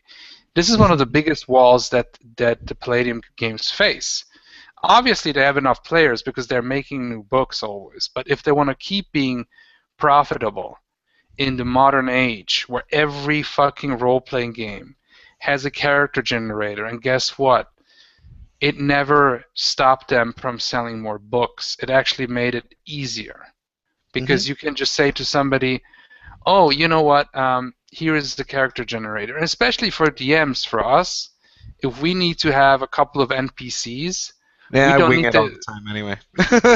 Yeah, I I mean, just I write went. down. I'm like, SDC hit points, okay, and I just pull it out of my ass most of I, the time. I do it too, but I like still an option to. Mhm. If I would have the option to generate it, I would. You know. And have Yeah, a I nice probably would. generator where I don't know. Like I I personally would do it like for to, character creation for my character, but for NPCs and monsters, no. I have an idea. I do things different. For instance, even with D&D, I do not look at the CR numbers. Uh, I I look at what my players do, and then I say, okay, I want an encounter that's going to be difficult for them, and so I look at more what I want them to, how difficult I want it to go, and then I just put crap out there and see how it goes. hmm And I seem to do okay with it. I haven't, for instance, with fifth edition, I've had one character drop, and it was an NPC character. Um, and so I haven't actually had any TPKs, and I still feel like I've gotten the vibe and emotion of how difficult I want it. Obviously, I don't think everybody can do this, but for some reason, I'm able to do it. So I don't know how common that is for other people, but I know I hear a lot of people talk about the CR numbers a lot, and I don't even pay attention. So Well, the CR numbers are also not always right. I mean, I ran a game where I thought the CR number would be correct, and it was still too tough for them.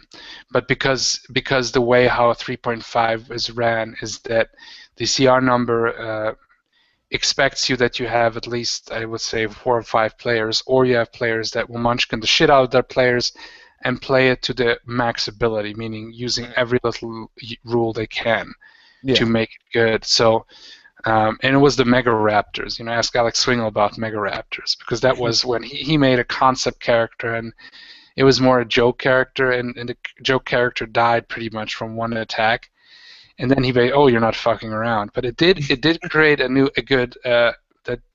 good atmosphere in a sense where they knew this dungeon is not a fuck around dungeon. So he munchkined the shit out of a fighter and a level 5 fighter, and yeah, already did much better. So CR numbers is like, you can use them. It's for D&D. It's useful for me at this point still for Mhm. 3.5. But like I didn't have CR numbers for GURPS or for Dark. Well, Dark Eye has something like that. They had a monster class, and then they had a danger class, Yeah. and so but it was more for determining the amount of XP they would get. Yeah, that's what But I do that though. Where afterwards, because it's funny. Every time I've ran fifth edition, I've always been like, oh, 'cause you hear everyone say, oh, I had a character that died last night. And, you hear that a lot with fifth edition. It's very lethal.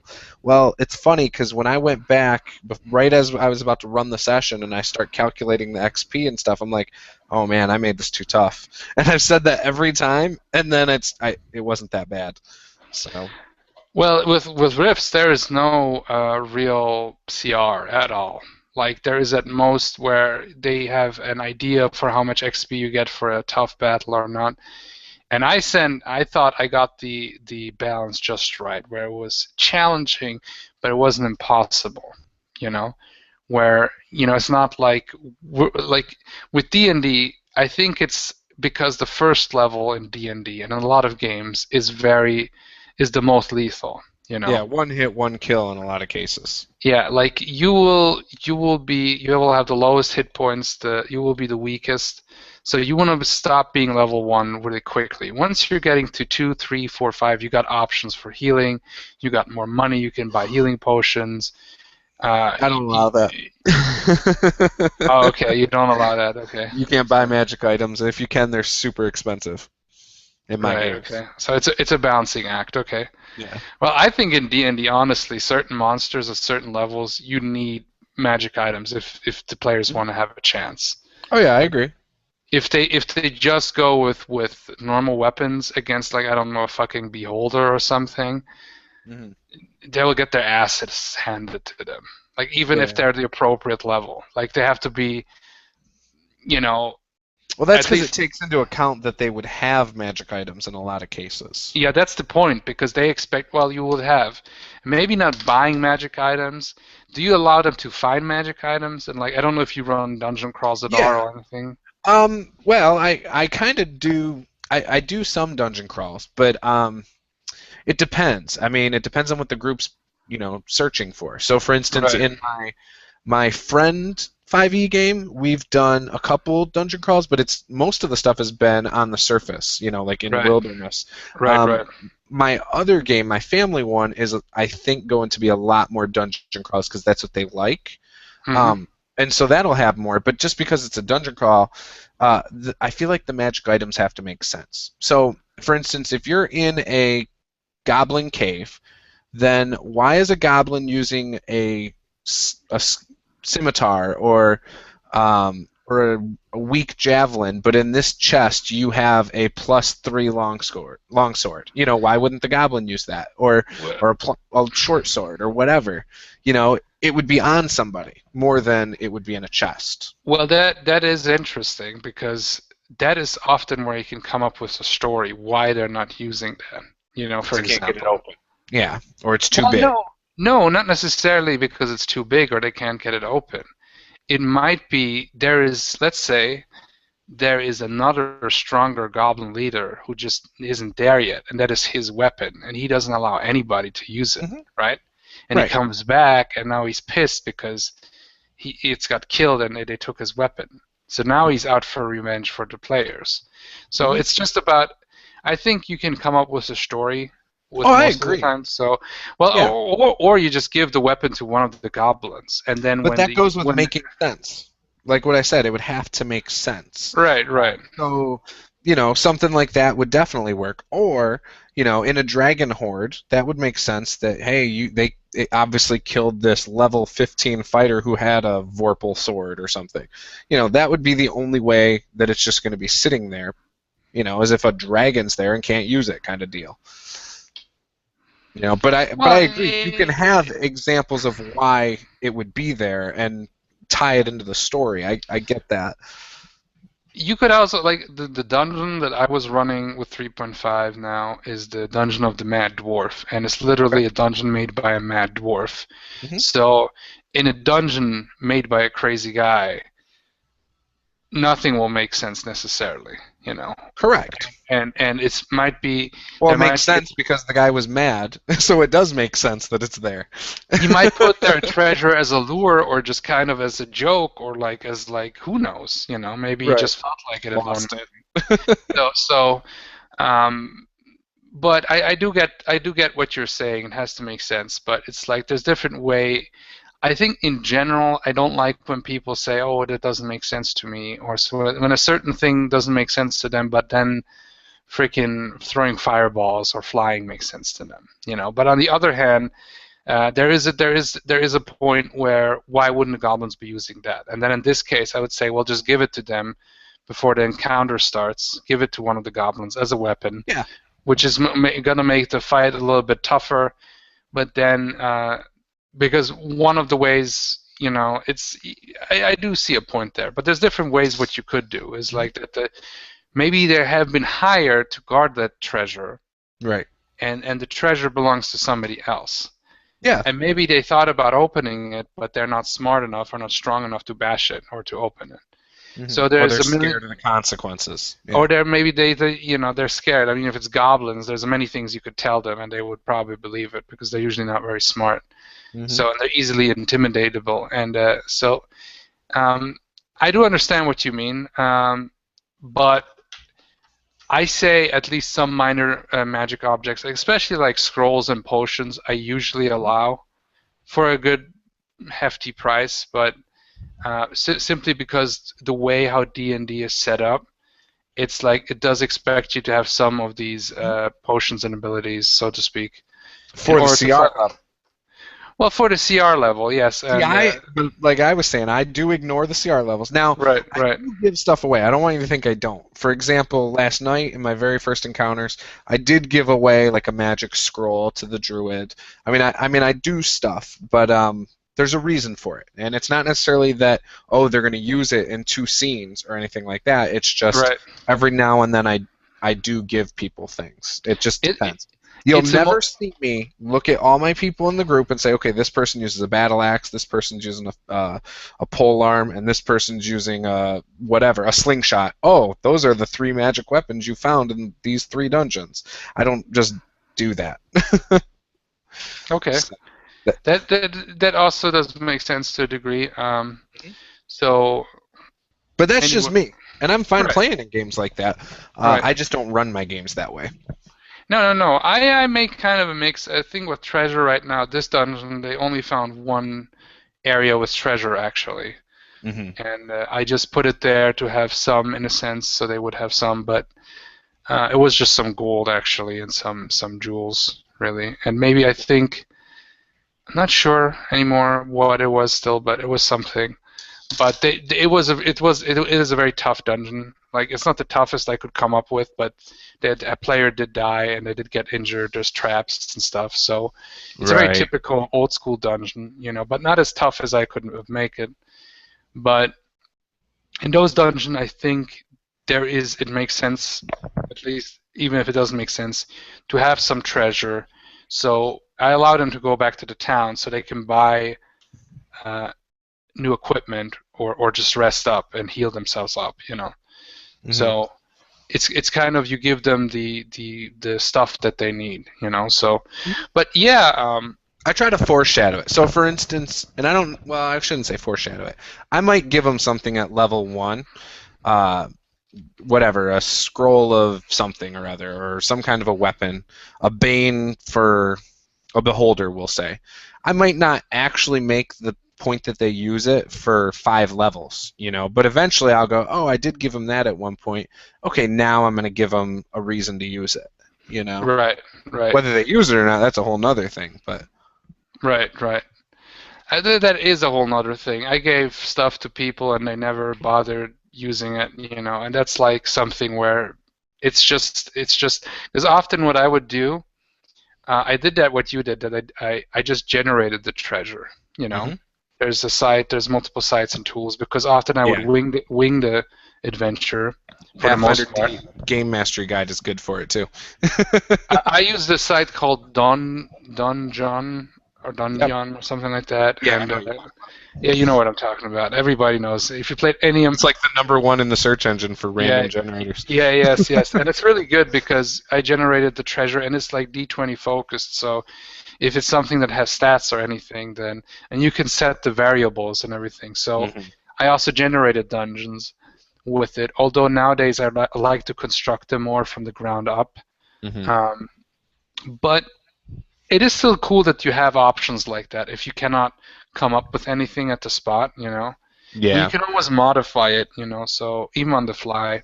Hmm. Although I'd rather have everything now with a dungeon at least, I'd rather have everything set up so I won't be like, oh, you just put it there to make it harder or something. So Hmm. I'd rather have it all set up before so I don't get accused of making it harder. So Yeah. In my friend 5e game, when it was Pathfinder still a few months back, I made a potion. I just called it like a potion of endurance. So basically, it made your physical endurance like 1d10 or 1d8 more. I can't remember. I think they right, still have it because they haven't used it. But basically, then it would adjust your con modifier, obviously. So it'd be for your constitution. It would up it.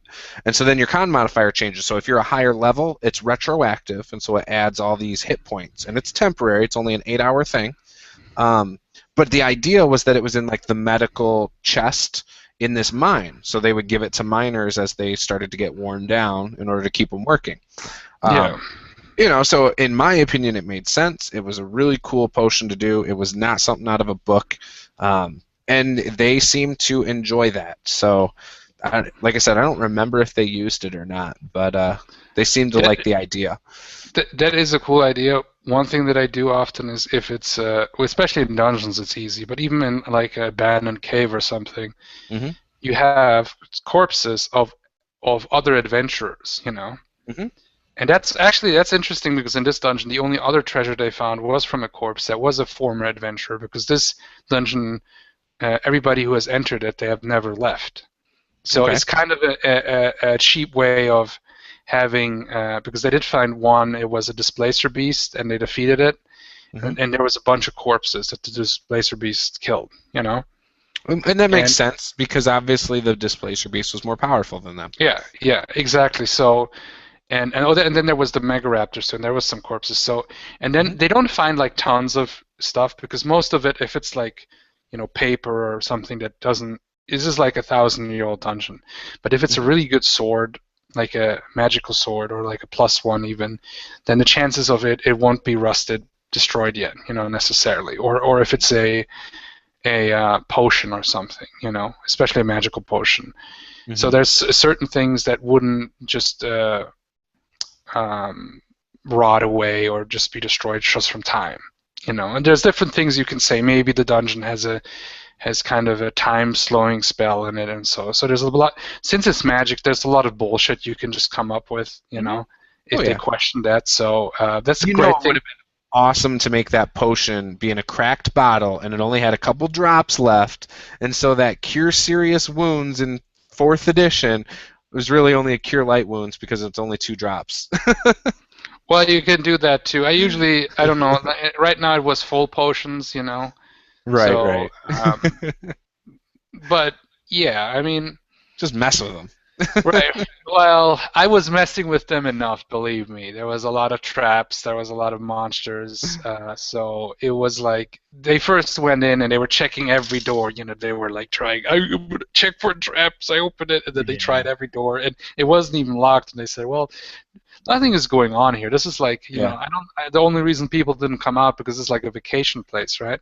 Right. And then the guy who was saying that, I look at my map and he just steps into one of the traps, and he almost dies. He didn't die, but he almost did die. And they had a cleric with them, which was good. So even if he would go into -0, there's a good chance the cleric could have saved him, So that's why it's important to have a cleric in general in D&D. Like clerics are, especially a dungeon, you need a cleric and you need a thief. Like especially a thief or a rogue, anything that can check for traps, open locks, stuff like that.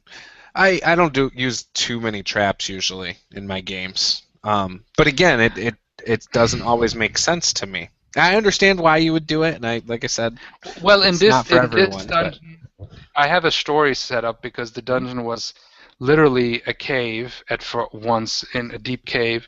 And it was, in the end, there was a dragon, and that dwarf, Ixmil, he defeated the dragon, and there was a huge dragon horde, And basically that dwarf got, he wanted to protect his treasure, and he got crazy about it. So what he did, he made a security system to keep looters out, And he got pretty mad about it. He used a lot of the gold that he gained to got what I called a dungeon designer, basically a security specialist, And then they made that, and in order to protect his wealth, that nobody would dare come and get his wealth, and he got crazy about it. So that's the story in this case, why there's traps. Because usually traps are there to protect something from someone, Right. Too many So times you see a dungeon though where you walk in and it's like these kobolds and goblins all live in here and every door is trapped. Well, yeah, it's trapped and there's these goblins and kobolds are obviously stuck in whatever rooms they're in and they can't ever leave their one room because they'd set off these traps and kill themselves or whatever. But no, I understand. No, there would be some ways you could get around with it, again, with magic and right. bullshitting, Oh so yeah, yeah. It back on the whole magic items thing. Something that I thought would be kind of funny before is have it so there's like a potion sitting there, whatever you want, and the players go to pick it up and they have to roll a dex save or drop it and it smashes on the ground, and let them know exactly what it is before they pick it up. But when they pick it up, it's like so slippery. That would be awesome. yeah, but they would get really pissed, like, especially if they would need a potion, like a healing potion. Like, that's Oh, that's so something funny. I'm I doing would. it. Well, yeah. Well, it could be also a trap. They pick up the potion and like Sets off a pressure plate. it says healing potion and they drink it and it's actually poison. They have, maybe if they don't have a wizard, right? They have no way of checking it. Yeah, that's Or just mean though. hey, you He's were already about to starting it. die. He's already about to die. Here is some poison. You are dead. You were starting it. I wouldn't necessarily do that, but well, you could say a pressure plate, like Indiana Jones, he lifts it up and then, I don't know, doors Torch. open up and zombies come in, or like a poison gas floods in or some shit like that. But you can do that. Like for me, the traps, I didn't do every door trapped, actually. I think that's dumb because then they expect everywhere a trap. Right. And it's better to have only a few traps, and then once they let their guard down, and then they don't check a door, Mhm. or they don't check it well enough, you know. Well, there's nothing more frustrating than when you have a party that's super cautious and they are like, I want to search every door. Okay, I search the door. I want to search the ceiling. I want to search the floor, this wall. Like it just slows things down so much that it's just boring. My family game was like that before, and it was really obnoxious. And it's funny because the DM wasn't very patient with them, with our group, and I mean, I was a fighter. I'm like, whatever, I'll go through the door. I don't need to check it. And so the DM would like spring a trap on me, right? I'd be like, whatever. But then he got mad that we were searching everywhere for traps, yet he put so many traps there, it conditioned us to want to search for traps all the Yeah, time. that's the idea. But Yeah. it was much more fun for me when they were checking every door, and then they were saying that, oh, there's no traps here, and then at that moment he goes into one of the traps. Mhm. It's like I had less traps, but then they were more deadly. Yeah, And there's a way to do it strategically as a DM to make it fun, I think. But if you're not patient enough as it is for players to be looking for traps and stuff, then maybe you should avoid throwing like traps every fourth door, no matter where we're at. I guess is my point. I do get you. That's why I don't have a trap everywhere. It's like I Mhm. don't have monsters everywhere because I don't want to have every room a combat encounter. Because Exactly. it's like combat is fun, but it just gets repetitive. Like I'd Mhm. rather have one combat situation in one game, or maybe two at most, but usually one. One nice big one. Like let's say with the Displacer Beast. And that's an interesting fight. Or like when they fight the Mega Raptors, or like I don't know, a wizard or something. But like if every room is, oh, there's 5 goblins and there's 5 orcs, I'm like, okay, great, whatever. Yeah. It's like it's. But a good dungeon, I think, is a mix of the different things, not everywhere. And you could also have puzzles. Like I have puzzles that don't come into traps. It's just like I had a door that talks, and it's a Yeah. stone door with a face that talks and it gives riddles, and Mhm. they have to solve the riddle, and they don't. I didn't. If they didn't solve it right, they didn't get a trap activated necessarily. It's just simply like you can only pass it if you're smart enough. And they did pass it, and there's different things you can do without having the players face mortal danger. And often it mixes things up, I think. But this is just dungeons, because then you have all the different things you can do when they're outside or in a city or in the wilderness, or doing like a more political game, talking to the different royals and everything. So Yeah. I think D&D is not just about, I love the typical dungeon crawl stuff, but it's not just about the dungeon crawl. Like, you can make it about anything that you want, really. Right. So it's just about what the DM and what the player wants in the game. At least that's Yeah. what I think.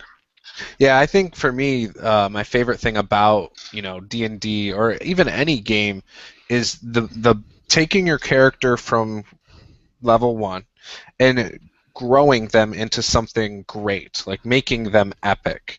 I'm a big Final Fantasy fan, especially Final Fantasy VII. Right. And the idea that it starts off as, oh, you're just trying to stop certain things, and then eventually you're saving the world. I love that. It makes your character, you grow with your character. You grow attached, and then you just, that's my favorite thing about any role-playing game. So that is something regardless I of like what the too. intentions are. Yeah. Right. I don't know. I have done this so far. I could do this once in my with my online campaign, and it was 18 games, and we played a version of. There was an open source version of D&D called Microlight 20. And it was Okay. the Tarl Egot campaign, because they usually were around the city of Tarl Egot, and then it ended with a big kind of epic fight and stuff, and it was really cool. Like it ended in a very epic fashion. And although a lot of the games we played were very, just improvised and a lot of silliness, a lot of goofiness, but then the last couple of sessions, I made actually a specific campaign, a specific mini campaign as the final game, where they would then fight this great evil that has appeared, and it's actually, I will upload the recordings like I have the other ones, and yeah, but I definitely like this. I like Final Fantasy 2, and even a lot of the other games that are not also more the Western RPGs have that element. Like Baldur's Gate has that definitely, because they basically in Baldur's Gate they set like the little plot points. Okay, one second, I'll be right back. Yep. This is my podcast now. Taking over.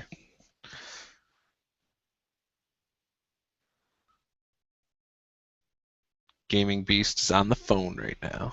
So, anyways, I'm just checking out this misdirectedmark.com. Right, I'll give you the link for that, and I need to actually go now. So I'm really happy that you were here. Yeah, thank you.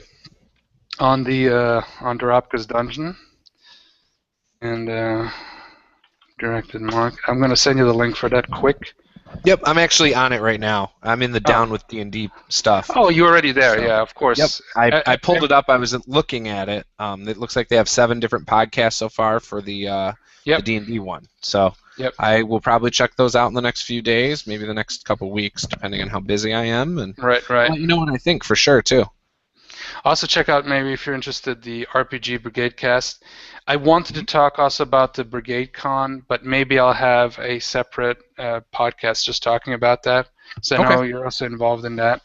But I am a little bit, yeah. So right. I will be running a game. So yeah, me too. I'm gonna run the Death Maze. So, but oh, okay. Yeah. So thanks for being on the show, and I hope you'll come again, and we can have this chat. Yeah, I look forward to it. Thanks, bud. Okay. Talk to you later. Bye-bye. Yep, bye.